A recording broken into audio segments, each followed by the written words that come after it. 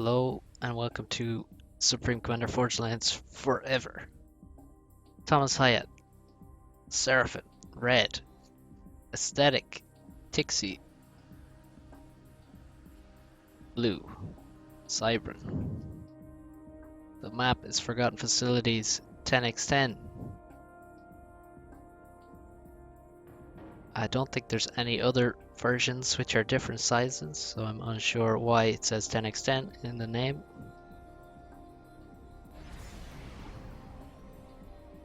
The start, we only have 2 mexes, which is not enough. So we get some extra mass here. Some not so great tree groups. A hydro that's at a strange distance away. So build order is kind of annoying on this map. Gotta obviously prioritize these 2 mexes. I would usually go to this mex first. Get the reclaim in between, then get this one. Then move to this reclaim here. That's an obsidian. Very juicy. And then continue grabbing mexes, and then after that, well, I'm gonna click on all the rocks. Can maybe build a PD or something. I think that's a good path for the first engineer in this way.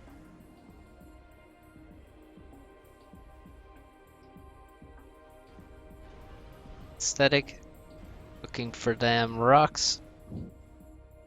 There's also these water mexes, which are actually, and there's even some reclaim in the water. Just very strange. Just have rocks floating above the surface of the water and also outside the map. We have second land aesthetic walking because I think he either stalled mass or power there, so he walked his ACU a bit to allow resources to accumulate, and then continue building the factory. He's going for this hydro. Considering he's going for the hydro here with 2 engineers, I would not build any extra power at this stage. Just go for the factory, and you want to have it so that the factory finishes at the same time as the hydrocarbon. Thomas is clicking on, oh my goodness, don't just, if you value your own sanity, if you have some self-respect, don't click on all these trees. Thomas, lacking some self-respect, has done that. He has 3 factories completed already, has not gone to the hydro yet. Only 2 factories for aesthetic. We can see who has the superior build order for sure. Let's see if he has too much power right now. He does.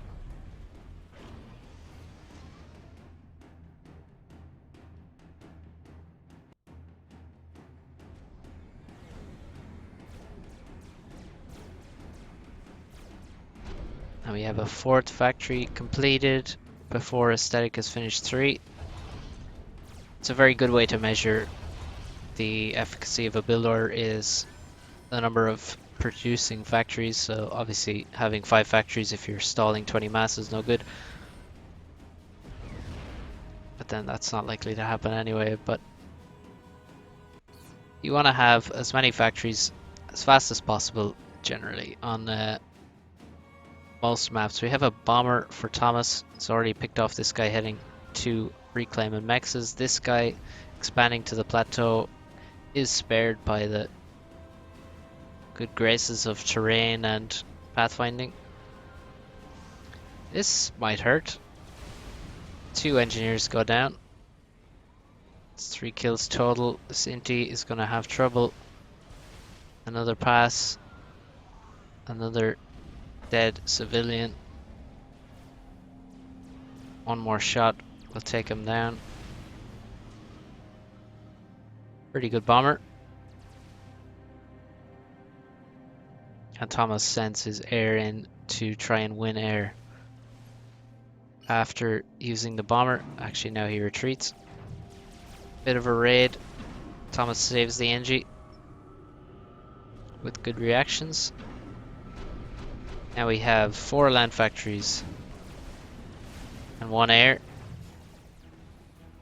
While Aesthetic has the same, so he's caught up and he actually may pass him out in terms of land production shortly. Good expansion over here. That's actually very fast to have 2 engineers across here. People often neglect the corners. There's basically an entire other base here, and the mechs are quite close together, quite defensible. Dropping the corners is not a bad idea, but it looks like, although he sent 2 engineers here quite early to expand, he has not been able to protect them. He also, thanks to the bomber, has lost all of this expansion and has still not grabbed the reclaim. So, work to be done here. You can... These plateaus are obviously a major feature of the map, and if you can get some tanks up here, it's quite a wide passageway here, so you can sneak right up around here, run past the ACU and stuff, and get tanks up here. It's very annoying to deal with. This attack gets caught out. Maybe too many tanks sent in this direction. They all got caught out, and we'll leave some reclaim if Aesthetic gets around to grabbing it. Big land spam. This is quite a land spammy map. You have a straight line to your opponent's base, so reinforcement to the front is fast. And you're not quite in the absolute corner. The playable area of the map is bordered by water, so it's a relatively small feeling 10x10 in terms of just this mid-battle especially. And Aesthetic doing well. We have slightly better expansion up here for Thomas. Now you want to get at least 1, maybe 2 factories up here to get the reclaim from all these trees and rocks. There are rocks around, some big ones here. There's quite a lot of reclaim you have to get. And Aesthetic's gone for fast T2. And he's upgrading in a very advanced position with no radar. It's pretty ballsy. I wouldn't advise it myself. I forgot there's also some reclaim chunks in mid that are important to grab. It's hard to remember all the reclaim on this map. It's sort of everywhere. One thing about ecoing, I would say eco in the water first. They're very safe and your opponent won't know that you're ecoing. So if you have T2 mechs when your opponent thinks you're on full T1, or you have 2 or 3 T2 mechs when your opponent thinks you have no eco, it can really fuck up your opponent.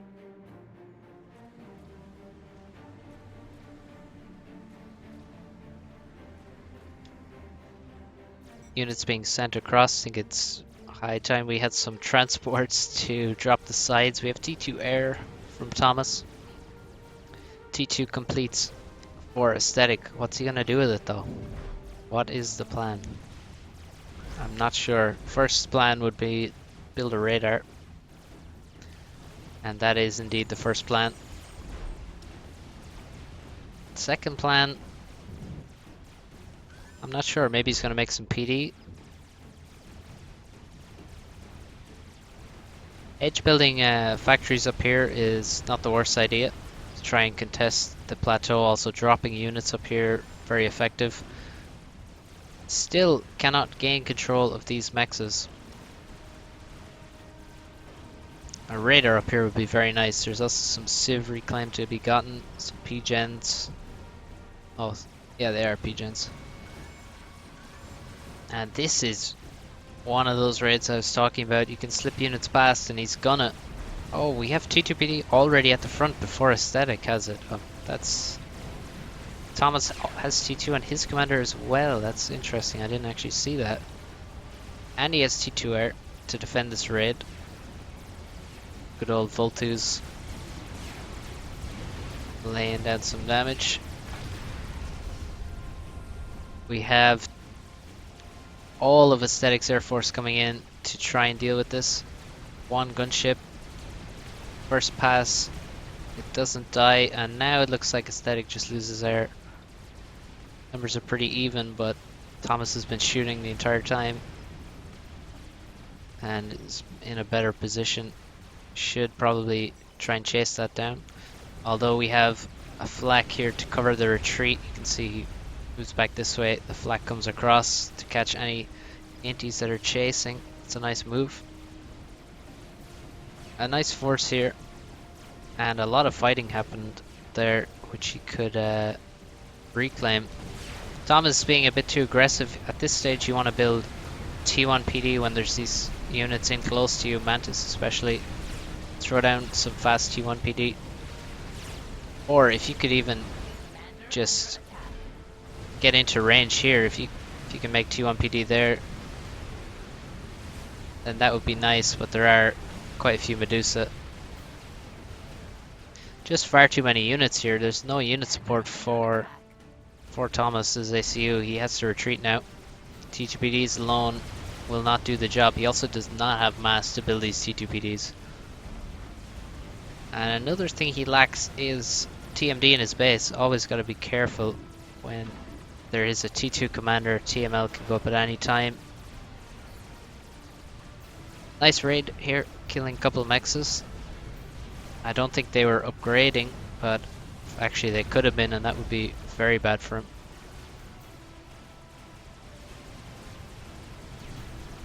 So, Aesthetic controls the middle area.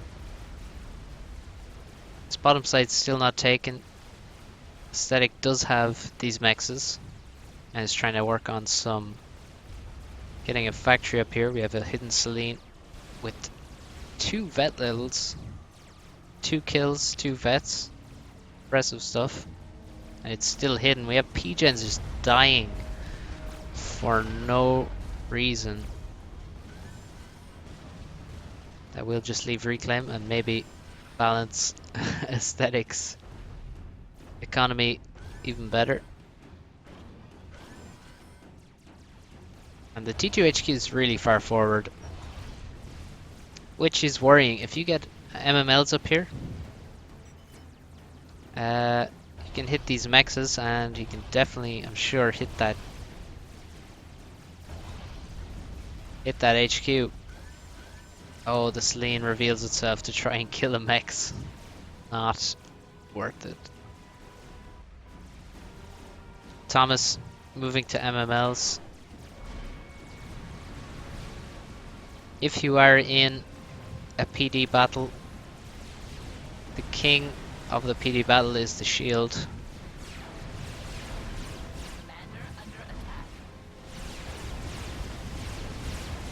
So get your static shields up when you're in a T2PD war. And this is no longer a PD war. We have an artillery. Definitely don't want to invest in more than one of these in this position because he can't hit that much. I don't know how much of this stuff he can actually hit considering the trajectories, but the minute he needs a shield badly to defend against these MMLs, gets a shield up and then can continue making TMDs and also some forward factory for reclaiming would also be nice. Gunships move in. They're dealt with very quickly by these flak. And MMLs being turned on MMLs. Cybran MMLs are pretty damn good. And they're taking out the Ithasa. There does go the shield. I would definitely want one over this artillery. Artillery is about 2,000 mass in cost. I think it's 1,900. 1,680 for Cybran. And this is a big raid on the bottom. The T2 switch gave Aesthetic a big opportunity with his T1 units over here. And Thomas has lost this base.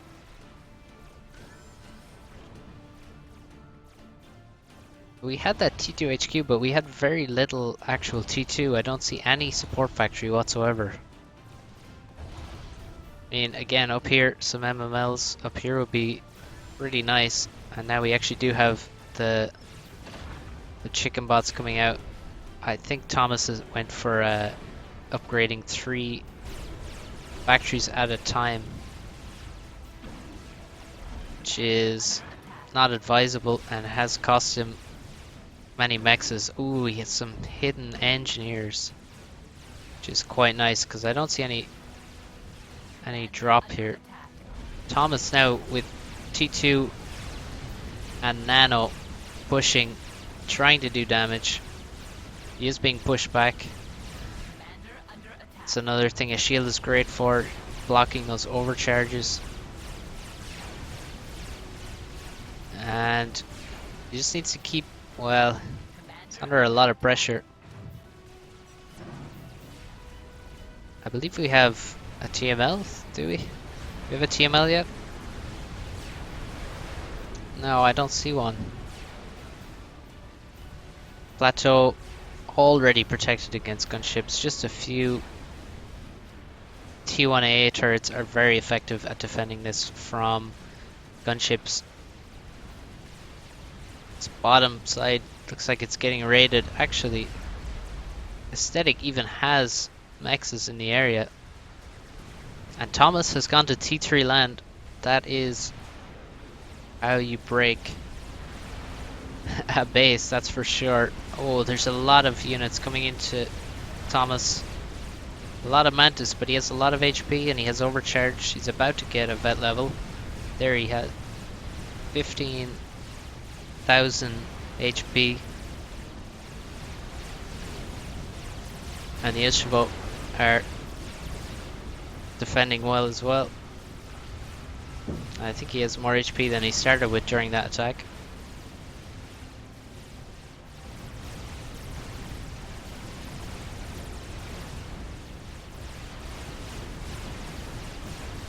Still very little damage done, and he's almost on another vet level.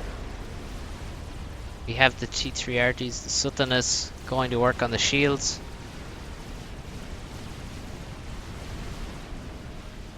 And this attack at the top with no Medusa is not going to work.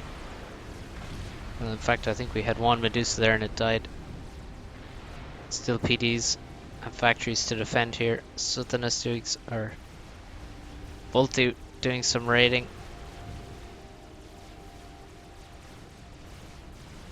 3 T3RTs out now. The shield will be down very quickly. It is upgrading, but I don't think that upgrade's going to finish. Down it goes. Needs to quickly throw up another one. T3 land completed as well for Aesthetic. Still no upgrades in the water. Still this is denied. So an Ilshi goes on a raid up the right. Another push by Thomas. 20,000 HP on this commander now. And Aesthetic is building the right unit. Oh, I don't know if he should send in his tanks now. Oh, he maybe can run past and kill some of the T3RTs with Mantis, but that's not working. I certainly don't think he can kill Thomas with these Mantis. He's about to get another vet level. 17,000 HP now. 23 max HP. What is the plan for Aesthetic? He needs... well, he seems to just be suiciding his air at the minute. Losing a lot of it. There has been no T3 shield for all of these artillery. They died to a single Corsair in one pass. That is one of the best ways to deal with them. Oh, the loyalists are also being suicided into his commander and Hotham. And that's more reclaim. T2RT is capable. It can, with a lucky shot, take out one of these, but it's not easy. Aesthetic needs to stop building RT and build more shields and T2PDs. Because this commander is brutally scary. 23k HP, 100 regen. It's just gonna overcharge everything.